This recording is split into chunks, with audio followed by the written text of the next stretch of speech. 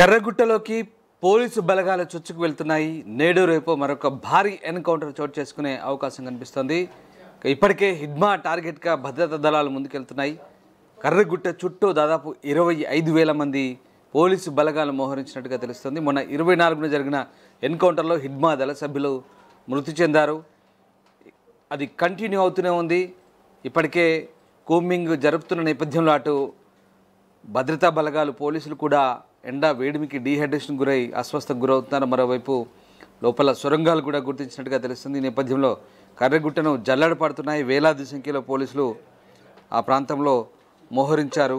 హిడ్మాతో సహా కేంద్ర రాష్ట్ర కమిటీ సభ్యులున్నట్టుగా గుర్తిస్తున్నారు. చనిపోయిన మావోయిస్టులపై దాదాపు 24 లక్షల వరకు కూడా రివార్డు ఉన్నట్టుగా తెలుస్తుంది.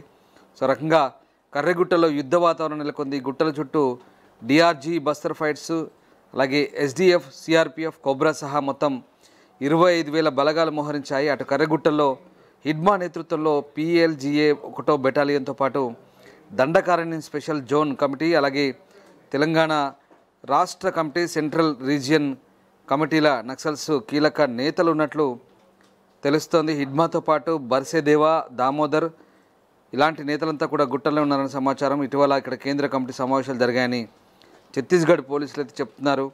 288 చదరపు కిలోమీటర్ల విస్తీర్ణంలో ఉన్న ఈ గుట్టల్లో మొత్తం 500 మంది వరకు కూడా మావోయిస్టులు ఉన్నట్టుగా చెప్తున్నారు. ఈ నేపథ్యంలో తాజాగా ఇక ప్రస్తుతం 500 మంది మావోయిస్టులు తలదాచుకుంటారని తెలిసింది. వాళ్ళందరినీ కూడా మట్టుబెట్టే పనిలో ప్రస్తుతం పోలీసు బలగాలు అయితే మోహరిస్తున్నాయి.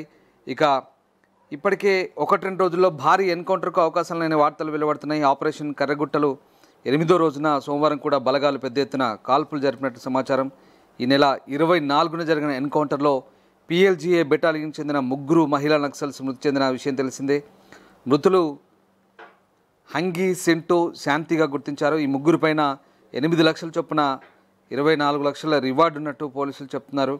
కర్రగుట్టలపై మంగళవారం కూడా బలగాల కూంబింగ్ కొనసాగుతోంది. హెలికాప్టర్ ద్వారా కర్రగుట్టపైకి భారీగా బలగాలు వెళ్తున్నాయి. తాత్కాలిక బేస్ క్యాంప్ ఏర్పాటు చేసుకున్నట్టు సమాచారం. వీటి కోసమే బలగాలు ఆయుధ సామాగ్రిని హెలికాప్టర్ ద్వారా తరలిస్తున్నారు. అనేక గుహలు ఉండడంతో అక్కడ భద్రతా బలగాలకు తీవ్ర సవాళ్లు ఎదురవుతున్నాయి. అయినప్పటికీ తెలంగాణ ఛత్తీస్గఢ్ సరిహద్దులో సెర్చ్ ఆపరేషన్ కొనసాగుతుంది. ఈ కర్రగుట్టలపై 3 గ్రామాలన్నట్టు తెలుస్తుంది. వీటిలో డోలి అనే గ్రామంలో చెప్పుకోదగ్గ స్థాయిలో ఆదివాసులు ఉంటారని సమాచారం. ఈ విషయం తెలుసుకున్న బలగాలు థర్మల్ ఇమేజింగ్తో మనుషుల ఉనికిని గుర్తిస్తున్న కాల్పుల విషయంలో వెనుక ముందు ఆలోచిస్తున్నట్టు తెలుస్తోంది. దట్టమైన అటవీ ప్రాంతం. సాయంత్రం 4 అయిందంటే చాలు 5 అడుగుల దూరంలో ఉన్న మనుషులు కూడా కనిపించినంత చీకటి.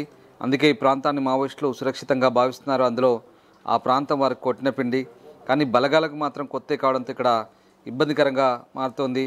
కూంబింగ్ ప్రారంభమైనప్పటి నుంచి నక్సలైట్లు ఆహారం, మంచిటి కోసం వెంపర్లాడుతున్నట్టు తెలుస్తోంది. తమను తాము సురక్షితంగా ఉంచుకోవడానికి 4 నెలల పాటు రేషన్తో కర్రగుట్టల్లో నక్సలైట్లు క్యాంప్ ఏర్పాటు చేసుకున్నప్పటికీ భద్రతా బలగాలు చుట్టుముట్టడంతో ఆ రేషన్ కూడా వారికి ఉపయోగపడడం లేదు. కొండలపై నుంచి దిగితే సైనికుల తూటాలకు బలవుతారనే భయంతో ఎక్కువ కాలం దాక్కొని ఉంటే ఈ డీహైడ్రేషన్ వల్ల చనిపోతామనే భయం వారిని వెంటాడుతోంది. నక్సలైట్లు దాక్కున్న కొండలను మొత్తం స్వాధీనం చేసుకునే వరకు ఈ ఆపరేషన్ కొనసాగించాలని భద్రతా దళాలు పట్టుదలతో ఉన్నాయి. కేంద్ర రాష్ట్ర ప్రభుత్వాలు శాంతి చర్చలకు చొరవ చూపాలంటూ ఇటీవల మావోయిస్టులు ప్రెస్ నోట్ విడుదల చేసిన సంగతి తెలిసిందే. ప్రపంచంలో ఏ మూల ఏ క్షణం ఏం జరుగుతుందో వేగంగా తెలుసుకోవడానికి తొలి వెలుగు వాట్సాప్ ఛానల్ని ఫాలో చేయండి.